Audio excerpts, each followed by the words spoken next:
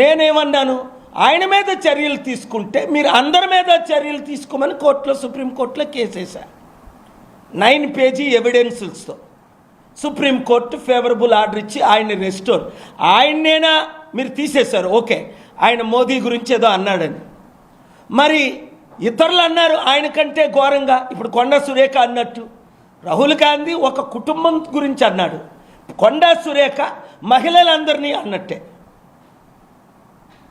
ఒక్క మహిళని కాదు ఇక్కడ.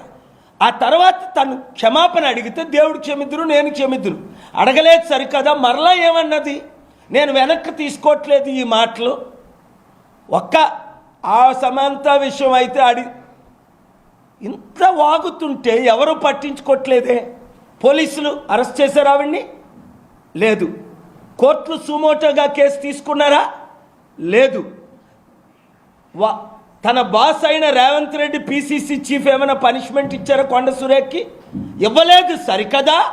సమర్థన చేస్తున్నారు, వదిలేయండి ఆవిడ్ని అంటే మేము ఇలాగే రౌడీలా తిరుగుతాం, గోండాలాగా మాట్లాడతాం, నరహత్యలు చేస్తాం, మానభంగాలు చేస్తాం, మేము రాజకీయ నాయకులవి, మమ్మల్ని వదిలేయండి, అంతే కదా. వదిలేయమంటే అదే కొండా సురేఖ క్షమాపణ చెప్పి రాజీనామా చేస్తే ఇప్పుడున్న ఫ్యూచర్ కంటే మంచి ఫ్యూచర్ దేవుడు ఇస్తాడు భవిష్యత్తులో. నేను తప్పు చేశాను, నేను రాజీనామా చేస్తున్నాను, నేనే బ్లెస్సింగ్స్ ఇస్తాను. ఆవిడ మహిళలందరి కొరకు పనిచేసేటట్టు నేషనల్ పోస్ట్ ఇస్తాను. ఈ ఒప్పందాలు నాకు తెలీదు. అదే మీరు అడిగిన ప్రశ్న బాగుంది. ఎందుకంటే కేటీఆర్ సమంతను పంపించమంటే పంపలేదనే వదిలేశాడు అన్నాడు.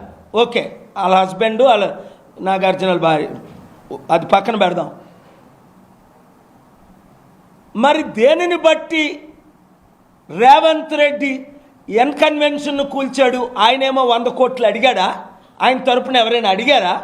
ఇవ్వలేదని కన్వెన్షన్ కూల్చాడా? అది కొండా సురేఖ చెప్పాలి. ఒకరిని నిందించినప్పుడు, నేను 1,000 మీకు చూపించినప్పుడు 4,000 నా వైపు చూపిస్తున్నాయి, అది గమనించాల. ముఖ్యంగా ఎమ్మెల్యేలు, మంత్రులు, ముఖ్యమంత్రులు, నాయకులు.